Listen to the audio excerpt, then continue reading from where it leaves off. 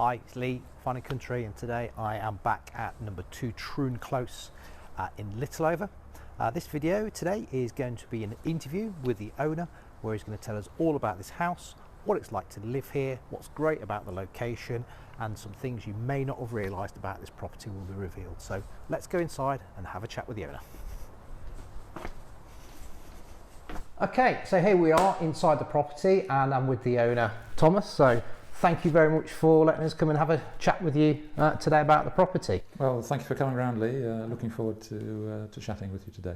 Thank you, yeah. So tell us a bit about the house, the background of the property, how long you've been here for, and what brought you to the house in the first place. Yes, well, me and my wife, we fell in love with the property, having looked at quite a number of houses here in Derby, in particular because of the size of the garden. Okay. And with 2 young children at that time, we just went, wow. Yeah. And it backed onto a golf course, so we had nobody overlooking us to the west, so the whole of the sunny side of the property is very private. Yeah. So we really fell for it. And I had just come from Denmark, spent 3 years in Denmark and had been in Sweden previous to that. Yeah. So for me, having an individualistic house, which is architect built, architect drawn, and designed. Because it is quite a quirky looking house, isn't it? It is, isn't it? I've changed it since then, but for me that was personally no barrier. Yeah. And then living here now for 24 years, it's just got better and better, Lee. Yeah. I absolutely love it, and I'm not leaving because I want to leave the house. I'm leaving because of my own personal circumstances, as you know. Yeah, yeah. And that's one of the things we've said often to people. You need to come inside this house to appreciate what's on offer really with it.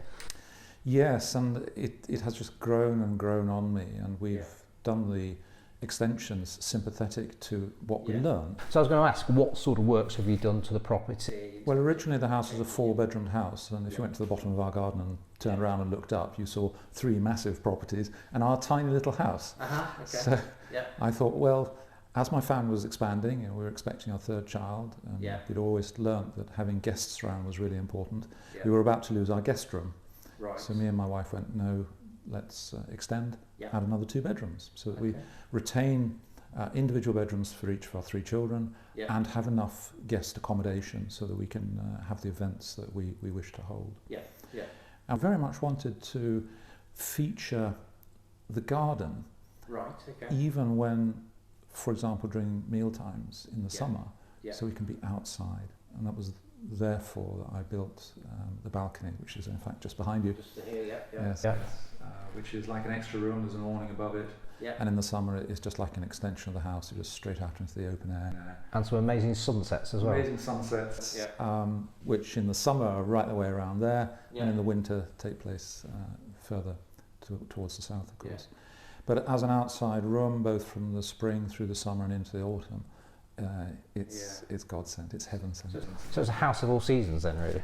Very much so, and in the winter we've developed the 2 features which are especially important in the winter. One is our sitting room with a wood burning stove for nice nights when you want a bit of Danish hygge, as it's known in Scandinavia. And it's now, after I've modified it and put in underfloor heating and changed the layout, it's got a lovely aspect straight into the garden, and it's warm and cosy in the winter. Because to the rear of the property there's a lot of glass, isn't there? And you can see right down the garden, which I think is a true feature. So it almost flows from the sitting room straight out into the lawn and on into the rest of the garden. And that's a very, very nice feature, especially in dark winter nights. Cool. And since we've converted the annex more into a living space, me and my son, we spend a lot of time playing backgammon there together. And we've realised that we actually float above our little valley here. There's a brook at the bottom of the garden that feeds into Hellbrook here in Littleover. And we float above the garden, and we get fantastic sunsets and just experience the weather. In the snow the other day, it was very dramatic. So when did you actually add the annex then to the property? Annex was the last building to be put up. I redid the sitting room in 2010, and then 2011 through to about 2013 is when I added the annex. And it's fully built and designed as a 2-person dwelling, so it can be converted. So it's got the ability to turn that into a completely self-contained Yes, units as such? I've designed it, for example, so you can actually drive a 4x4 vehicle right to the far end of it. Right. It's structurally sound right the way through as a garage, as a workshop, a gym, Yeah. or, as the architect's drawings show, it is laid out and compatible with building regs for a two-person dwelling. Yeah, and even the annex has got storage. I mean, what's one of the things I note about the house, the amount of storage that you have underneath here. You've got a sort of hobby room, and underneath the annex there's for the workshop as well. Yes, for better or for worse, the architect who originally built this house decided, rather than put it on a big raft, which is able to push out from the hill here, he built it on a number of mezzanine levels flowing down the hill, which is why you get this nice connection with the garden. You're not sitting on a raft, you're actually connected with the garden. And as I did the extension and the annex, I thought, well, I'm going to carry on utilising that feature by including storage underneath what otherwise looks like a one-storey flat annex. Now, underneath there is a workshop with a built-in toilet. And a toilet as well in there, isn't there, of course, as well, yeah. And one of the other things about this home, which people won't be aware of necessarily, is how economical it is to run, and it's technically an eco home, isn't it? Yes, I have an interest in that area. I'm a sustainability engineer myself, worked in railways with sustainable transport for 35 years. So I thought I'd better do as my profession has taught me, and being very, very interested in the built environment and sustainability, I then thought, right, if I'm going to extend, what I want to do is to bring from Scandinavia, from Sweden, where I have buildings and spent a lot of time, my family is half Swedish, bring some of that knowledge and expertise back into this building. So I specified very high grade insulation, triple glazing, underfloor heating. So extra insulation, triple glazing, underfloor heating. Extra insulation in the loft in two separate layers. So the loft is actually a warm space now. And I put in a whole house ventilation system. That means we don't have to have any trickle vents. So the ventilation of the house is completely controlled with a heat recovery system. Then I successively, as my economic situation allowed, I added things that I thought were sensible. First of all, some hot water solar panels to heat the hot water cylinder. Solar panels as well, I then had to throw away my gas boiler, which had only just been installed in 2003 because it failed after 2 years. And I thought, right, working with my plumber, who I trusted at that time, not the one who did the installation through the building services, but the plumber I've worked with for all these years, he recommended something called an air source heat pump. Of course. So I thought, well, what's one of those? Back in the day then, it was new technology. 2008, and he said, we're just getting into it. Do you want to give it a go? And I said, yes, I don't like the gas boiler I've had. So we downsized from a 23 kilowatt gas boiler to an 11 kilowatt air source heat pump. And it's still there and running 13 years later. And it heats the house most beautifully, does all the hot water as well.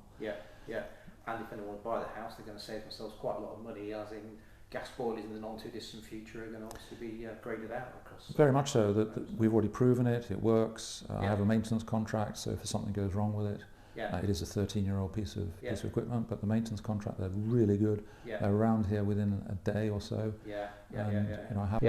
And if anyone buy the house, they're going to save themselves quite a lot of money, as in gas boilers in the non too distant future are going to obviously be graded out across very much so. homes. We've already proven it works. Have enough backup heaters in case it goes down. So really the system keeps the house in very, very good condition. So a house of this size, I mean, a lot of properties of this size, the utility bills are quite significant. So any idea what sort of average costs I've done the calculations looking at 3 years worth of energy bills, and because it's an all-electric house now, apart from the gas hob to cook with, and I only buy about 1 penny of gas a day to cook my meal on. Looking at the average of the energy bills, including all the lighting and computers, TV, and all the other ancillaries, over a 3-year period. So it includes 3 winters, 3 summers, and the seasons in between.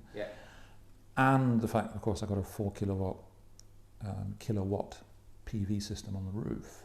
Factoring that in as well, the net cost per month is £125. £125 a month. £125 a month.